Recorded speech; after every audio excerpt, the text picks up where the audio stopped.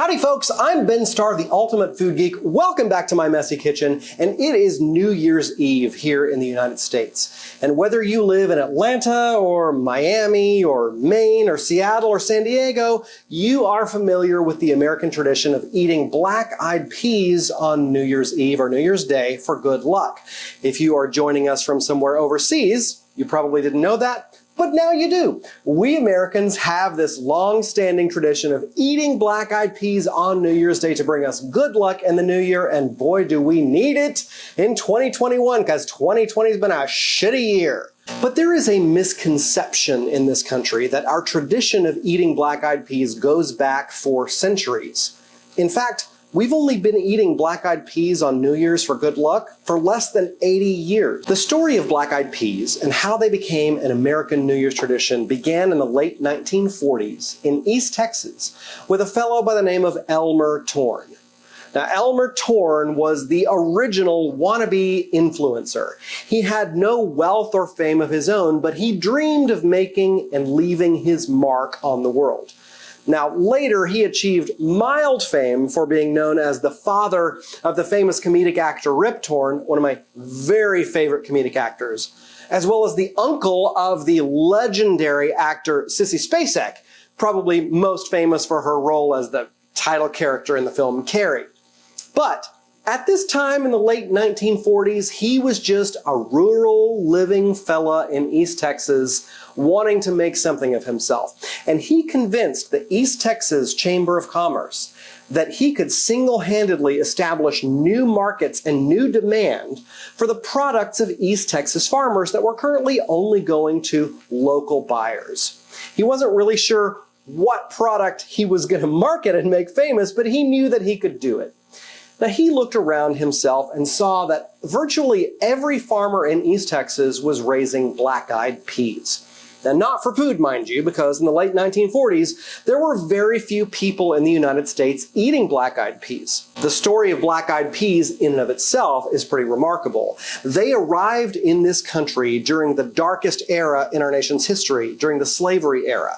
Black-eyed peas originated in Africa, and at that time they were known as famine food.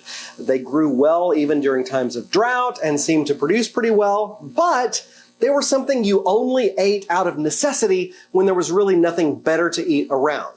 Still, these black-eyed peas made the crossover of the Atlantic and became established in the slave kitchens of the American South. Now, in the extremely racist American South, black-eyed peas never became a popular table food for white families because black-eyed peas were known as the food of slaves. And because their own culinary traditions viewed black-eyed peas as being a famine food, even after emancipation, black-eyed peas were not a popular staple on the table of even African American families. In the early 1900s, along comes one of the great icons of African American history, George Washington Carver, an agricultural scientist who literally revolutionized the way American farmers grow food. George Washington Carver realized that black-eyed peas had this almost miraculous skill of taking nitrogen out of the air and putting it into the soil. Now, if you're a gardener, you know that nitrogen is literally the most important fertilizer for a plant. If your lawn doesn't have enough nitrogen, it's not going to be green and lush. If a plant doesn't have nitrogen, it's not going to produce a beautiful flower or a perfect fruit or seed or vegetable. Nitrogen is literally the single most important nutrient that a plant needs in order to fulfill its life cycle. And George Washington Carver promoted the fact that black-eyed peas were part of a family of plants called legumes. And legumes have this extraordinary skill of pulling nitrogen right out of the air and putting it into the soil. In essence, black-eyed peas are fertilizer for soil. So farmers began to plant black-eyed peas in their fields during a cycle where they would normally allow their fields to rest, because when traditional food crops are grown, they suck nutrients out of the soil, and the soil becomes exhausted and needs time to rest and needs additional fertilizer put onto it. And fertilizer is expensive, folks. So the fact that black-eyed peas could just be planted on your soil and they would fertilize it by concentrating nitrogen from the air into the soil was revolutionary. And also, these black-eyed pea plants produced seeds that were super nutritious and high in protein, so a farmer could dry them and use those seeds, or black-eyed peas, to feed his cows and sheep and pigs and chickens during the winter, and it was a more concentrated source of nutrition than hay, which was traditionally what was offered to agricultural animals overwintering. So when Elmer Torn entered the picture, black-eyed peas weren't being grown for people to eat on their tables. They were being grown to fertilize the soil and to feed animals, and consequently, black-eyed peas really weren't worth all that much. But Elmer Torn thought if he could develop a food demand for black-eyed peas for humans, they would sell at a much prettier price than they would as animal feed and make not only himself a millionaire, but all of the farmers around him that he was working for on behalf of the East Texas Chamber of Commerce. Elmer Torn convinced all of the local East Texas farmers to send their black-eyed peas to the cannery to be canned. And in a stroke of genius, for several years, he mailed little cans of black-eyed peas out all over the country, along with a story to try to convince people to eat them.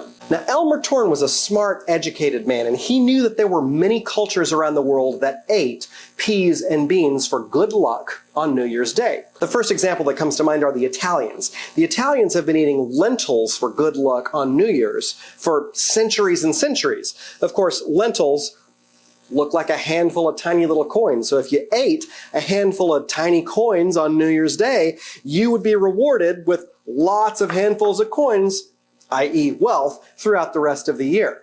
Now, Elmer Torn might have known that the Sephardic Jews from the ancient Spain area of Europe had a tradition of eating black-eyed peas on New Year's. Now, not New Year's Day, January 1st, but Rosh Hashanah, the Jewish feast of New Year's, which really takes place in September. But the funny thing about the Sephardic Jewish tradition of eating black-eyed peas on the Rosh Hashanah feast is that it occurred from a complete mistranslation of the Talmud. The ancient Hebrew word for fenugreek seeds and the ancient Hebrew word for black-eyed peas sound very similar to the ear. So a misconception led to this very, very common practice of eating a black-eyed pea salad on the Jewish Rosh Hashanah feast for their New Year's celebration. But that mistranslation wasn't discovered until centuries after the tradition had been established, so the tradition continues to this day. Still, Elmer Torn realized that there were many cultures around the world that ate peas, beans, and lentils for good luck. So in addition to the cute little cans of black-eyed peas that he was sending all over the country, he attached a note that said, "For good luck in the new year, be sure you eat your portion of black-eyed peas on New Year's Day."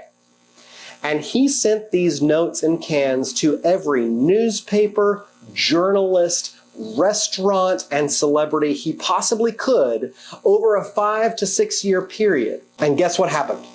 Sales of black-eyed peas doubled, and then they tripled, and then they quadrupled, and it went from there. And by the mid-1950s, newspapers and grocery stores were promoting that you had to eat your black-eyed peas if you wanted to have good luck in the new year, all thanks to this fellow Elmer Torn from small town East Texas. And then everybody from Manhattan to Anchorage had to have their black-eyed peas on New Year's in order to ensure they had good luck for the coming year. Today I'm going to cook my black-eyed peas in my Instant Pot. Now, I am not endorsed by Instant Pot. Instant Pot has no idea who I am, but I'm obsessed with their product. Even as a professional chef, I own 2 of these, and it's not unusual for me to have both of them out on the countertop while I'm preparing a meal. I love them. But you can make black-eyed peas in a regular old pot on the stove top or even in the oven. All those directions I'll reference, and they'll also be in the video description right underneath this video. So I am starting with 1 pound of black-eyed peas. We're going to do about 2 quarts of cooking liquid. This is a homemade stock that I made with smoked pork hocks. That smoked pork makes black-eyed peas irresistible. If you are a pork-free household, I would encourage you to make a stock with some type of other smoked product like smoked turkey legs, which are usually easy to find in the supermarket. But if you're trying to minimize effort here, you can just open up 2 quarts of regular old chicken stock, beef stock, or vegetable stock from the supermarket. You're just not going to have that wonderfully rich taste of that smokiness in there. One way that you can combat that, though, if you are using stock from the supermarket, is to add a tablespoon or 2 of smoked paprika, which is the vegetarian chef's secret ingredient, makes everything taste like bacon. I am also going to add 1 large chopped onion and a whole head of chopped garlic. You can also add any kind of other vegetables you'd like to this. Some diced up carrot and celery is pretty common in recipes. I really love the flavor of turnips and rutabagas. Any of that stuff would add additional flavor and nutrition to this dish. Now, if you haven't started with a homemade smoked pork or smoked turkey stock, I do encourage you to add some ham hocks or smoked pork neck bones or pork shanks, jowls, anything like this to your pot, because it's going to really bring out that beautiful, rich, smoky flavor. In my case, because I made my pork stock earlier, I have the leftover meat from these smoked pork shanks. Gonna taste it a little bit. Then I'm gonna return to the cooking pot as well. You could easily use a couple strips of bacon sliced up, half a pound of ham cube. Really, any kind of smoked meat is going to add richness and complexity to this dish and make it really incredible. If your meat is actually being cooked with the beans for the first time, you'll remove it at the end of the cooking process, take off the meat, and return it to the pot. But since I already pre-cooked my meat, it's time for the meat to go into the pot now. Now, I like to season the liquid that I cook my beans in the way the Italians season their pasta water, so that it tastes as salty as seawater. If your cooking liquid isn't salty enough, that liquid gets absorbed by the peas and the peas will not be properly seasoned. So you definitely want your cooking liquid to be seasoned to the point where it tastes like a proper soup in and of itself, so that by the time that liquid is absorbed into the beans will be properly seasoned. This may take a bit more salt than you're accustomed to using if you don't normally cook pasta or beans the way the Italians do. But if your cooking liquid doesn't taste like seawater, your beans aren't going to be properly seasoned. I also like to add black pepper. Add a bay leaf in there as well if you have one. I actually incorporated my bay leaf into the stock when I made it earlier, so that nice aromatic bay leaf is already incorporated. The one thing you do not want to add at this point is acid, and we'll talk about that once these are cooked. So if you're making this dish in an Instant Pot or pressure cooker, you're going to cook on high pressure for 15 minutes, turn the heat off and allow a 15-minute natural release, and your peas will be perfectly cooked. If you're cooking this dish on the stove, you're going to want to simmer it covered for 1 hour and then taste the peas to see if they are to your desired tenderness. If they're not ready at that point, continue to simmer them covered for another 10 or 15 minutes until they reach a tenderness level that is appreciable to your palate. But that's the really nice thing about black-eyed peas, is that even if they're not soaked and even if you're not using a pressure cooker, it only takes about an hour for them to cook on the stovetop. It's been a total of 30 minutes and our black-eyed peas are completely cooked, nice and soft and tender.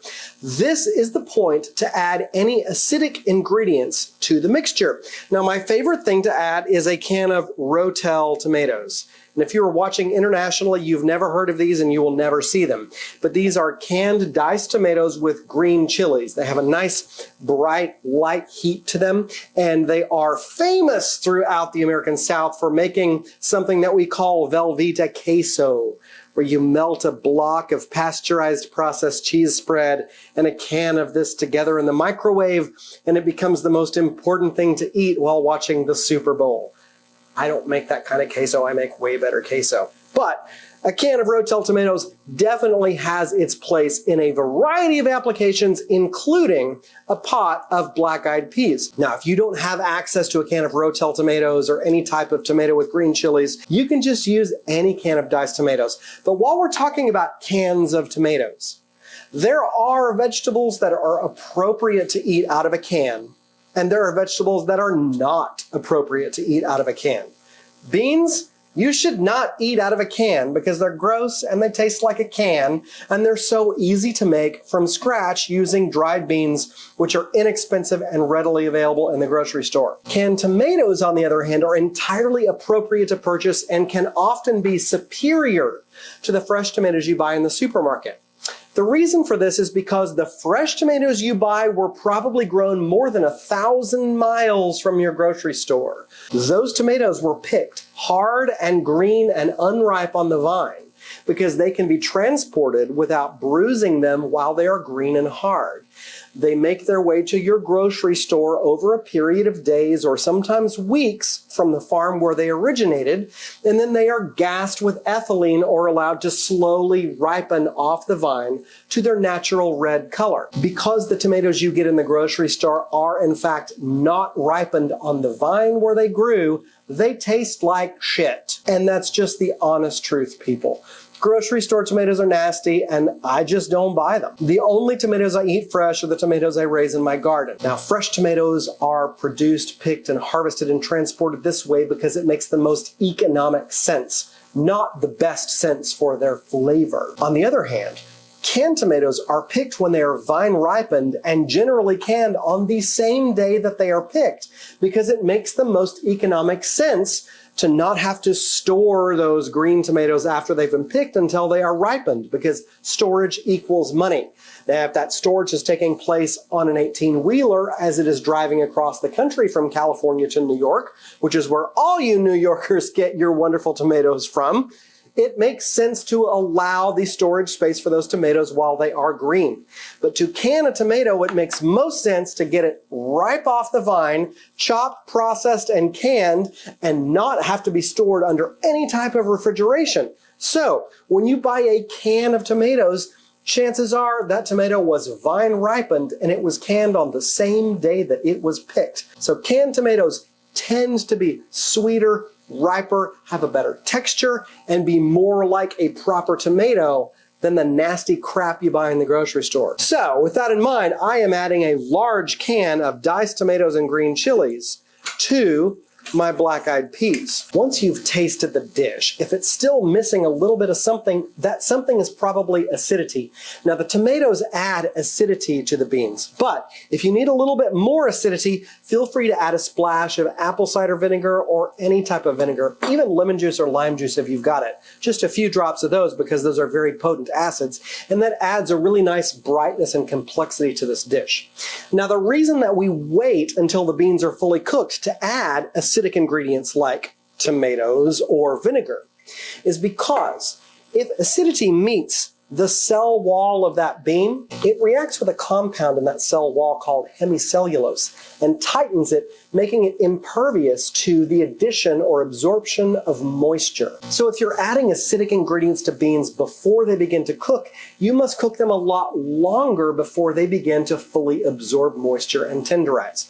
This is why it's best in terms of your cooking time to wait and add your acidic ingredients at the end of the recipe. Now, anytime you cook black-eyed peas with smoked pork, you are creating a dish that is known throughout the American South as Hoppin John. And there are many, many legends that try to explain where this dish, Hoppin John, got its name. However, all of these legends trace their way back to things that aren't actually concrete, documented facts. Unlike the story of Elmer Torn and how black-eyed peas became a staple of American New Year's cooking. So I'm not going to relate any of those bullshit stories to you because probably none of them are true. Now, Hoppin John is traditionally served on a bed of rice. I prefer to eat it the way my family always made it, which is with a nice pan of cornbread cooked in a cast iron skillet. But regardless of how you eat Hoppin John, it tends to be served most frequently with a side of braised greens, often cooked with pork jowl. Smoked pork cheek, again, delicious. Of course, the green color of greens symbolizes money, which is why it was considered a good luck food on New Year's Eve. You can shortcut the extra process of cooking greens by just chopping up some pot greens. Anything from collards to mustards to turnips. Mustard greens are my very favorite. Swiss chard, spinach, anything like that. And toss them into the pot as soon as you take off the lid. That will wilt them into the dish and add really nice flavor and texture for you as well. Now we're going to taste. You can never trust any recipe to tell you how much salt is the right amount of salt. This is why you must taste your dish before you cook it to make sure there's enough salt in that broth, as well as after cooking it to make sure you don't need to add any additional salt to make sure that the flavors are all balanced. And in this case, I made certain that that broth was salted so that it tasted like ocean water. Those black-eyed peas are perfectly cooked, infused with that incredible smoky, rich flavor of that pork. That is absolutely delicious. Now, there's one other thing I have to tell you about this miraculous dish called Hoppin John, and it is that after January 1st, it undergoes an immaculate transformation into an entirely new dish without you having to do anything. On January 2nd, Hoppin John magically becomes a new dish called Skippin Jenny. And eating Hoppin John on New Year's Eve, New Year's Day, and then Skippin Jenny on January 2nd guarantees you good luck for the coming year. So here's to that good luck in 2021. We need all we can get. I hope you've enjoyed this little romp through the folklore of luck-bringing foods that Americans like to eat on New Year's Eve and New Year's Day. My name is Ben Starr, the ultimate food geek. Subscribe to my channel down in the lower right-hand corner of your screen for lots more fascinating folklore and food science. Thanks for watching and Happy New Year!